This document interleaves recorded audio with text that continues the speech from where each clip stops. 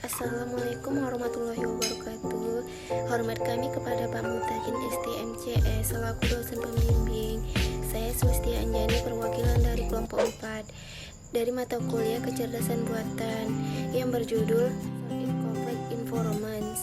4.1 Masalah pencarian dan pengoptimalan lokal. Dalam masalah pencarian bab ini, kami ingin menemukan jalur melalui ruang pencarian, seperti jalur ke Arad ke Bukares. Namun terkadang kita hanya peduli pada keadaan akhir, bukan jalan menuju ke sana.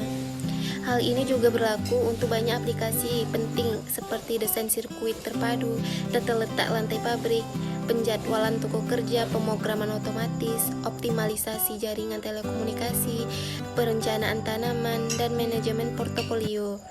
Pencarian lokal algoritma beroperasi dengan mencari dari keadaan awal ke keadaan tetangga. Tanpa melacak jalur atau kumpulan status yang telah dicapai, itu berarti mereka tidak sistematis. Mereka mungkin tidak akan pernah menjelajahi sebagian dari ruang pencarian, di mana sebuah solusi sebenarnya berada. Namun mereka memiliki dua keuntungan.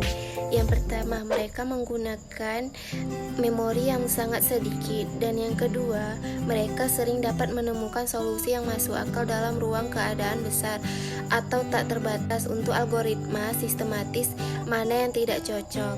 Algoritma pencarian lokal juga dapat memecahkan masalah optimasi, di mana tujuannya adalah untuk menemukan keadaan terbaik menurut fungsi tujuan. 4.2 Pencarian lokal di ruang berkelanjutan. Di bab 4.2 ini, kami menjelaskan perbedaan antara lingkungan, distrik, dan berkelanjutan, menunjukkan bahwa sebagian besar lingkungan dunia nyata adalah kontinu. Ruang aksi kontinu memiliki faktor perjabangan tak terbatas, dan karenanya tidak dapat ditangani oleh sebagian besar algoritma yang telah kita bahas sejauh ini. Salah satu cara untuk menangani ruang keadaan kontinu adalah dengan mendistrikannya. Misalnya, alih-alih mengizinkan lokasi XI, YI menjadi titik manapun di dalam ruang dua dimensi yang kontinu, kita dapat membatasinya ke titik tetap pada kisi persegi panjang dengan jarak ukuran atau sama dengan delta. Kemudian alih-alih memiliki penerus dalam jumlah tak terhingga, setiap keadaan dalam ruang hanya memiliki 12 penerus, sesuai dengan penambahan salah satu dari 6 variabel. 4.3 Cari dengan tindakan node deterministik.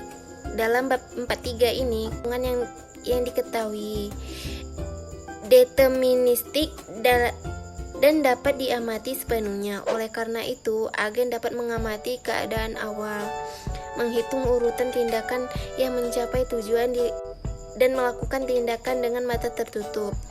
Tidak pernah harus menggunakan persepsinya. Dalam lingkungan yang dapat diamati sebagian node deterministik, solusi untuk A masalah tidak lagi merupakan urutan, melainkan rencana bersyarat, atau kadang-kadang disebut rencana kontingensi atau strategi, yang menentukan apa yang harus dilakukan tergantung pada persepsi apa yang diterima agen saat menjalankan rencana. Kami memeriksa non-determinisme di bagian ini dan observabilitas parsial di bagian berikut. Yang pertama, 4.3.1 Dunia vakum tidak menentu. Anggaplah kita memperkenalkan node determinisme dalam bentuk penyedot debu yang kuat tetapi tidak menentu di dunia vakum yang tidak menentu. 4.3.2 Cari pohon. Bagaimana kita menemukan solusi kontingen ini untuk masalah non-deterministik? Kita mulai dengan membuat pohon pencarian. Tetapi di sini pohon memiliki karakter yang berbeda. Dalam lingkungan deterministik, satu-satunya percabangan diperkenalkan oleh pilihan agen sendiri. Di setiap menyatakan, saya dapat melakukan tindakan ini atau tindakan itu. Kami menyebutnya node OR node. Di dunia vakum, misalnya node OR, agen memilih kiri atau kanan atau sak. Dalam pemilihan node deterministik, percabangan juga diperkenalkan oleh pilihan hasil lingkungan untuk masing-masing tindakan. 4.3.3 Coba lagi. Pertimbangkan dunia vakum licin. yang identik dengan dunia vakum biasa atau tidak menentu. Kecuali bahwa tindakan gerakan terkadang gagal meninggalkan agen di lokasi yang sama. 4.4 Cari di lingkungan yang dapat diamati sebagian. Kami sekarang beralih ke masalah observabilitas parsial, di mana persepsi agen tidak cukup untuk menjelaskan keadaan yang tepat. Itu berarti bahwa beberapa tindakan agen akan ditujukan pada mengurangi ketidakpastian tentang keadaan saat ini. Misalnya, mencari tanpa observasi. Yang kedua, mencari di lingkungan yang sebagian dapat diamati. Yang ketiga, menyelesaikan sebagian masalah yang dapat diamati. Dan yang keempat, agen untuk lingkungan yang dapat diamati sebagian. 4.5 Agen pencarian online dan lingkungan tidak dikenal. Sejauh ini kami telah berkonsentrasi pada agen yang menggunakan algoritma pencarian offline.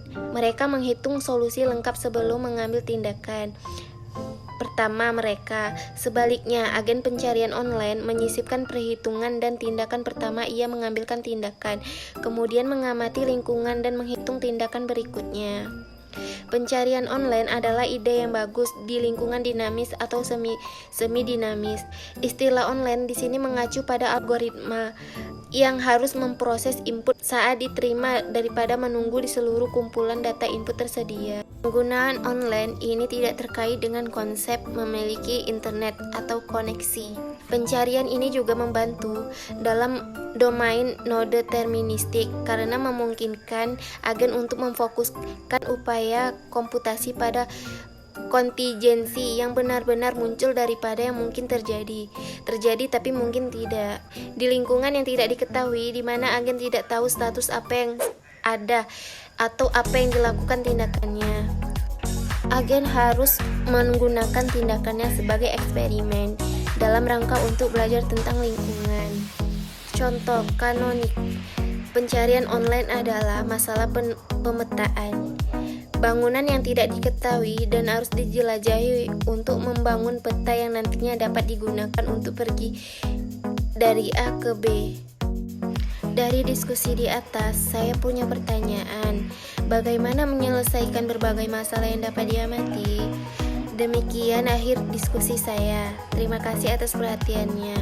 Kurang lebih mohon maaf. Assalamualaikum warahmatullahi wabarakatuh. Assalamualaikum warahmatullahi wabarakatuh. Saya Putri Alinda dengan NIM 2011040, perwakilan dari kelompok 4, ingin menyampaikan kesimpulan dari Search in Complex Environment, yaitu pada bab ini telah memeriksa algoritma pencarian untuk masalah di sebagian diamati, tidak ditentukan lingkungan kecil dan berkelanjutan.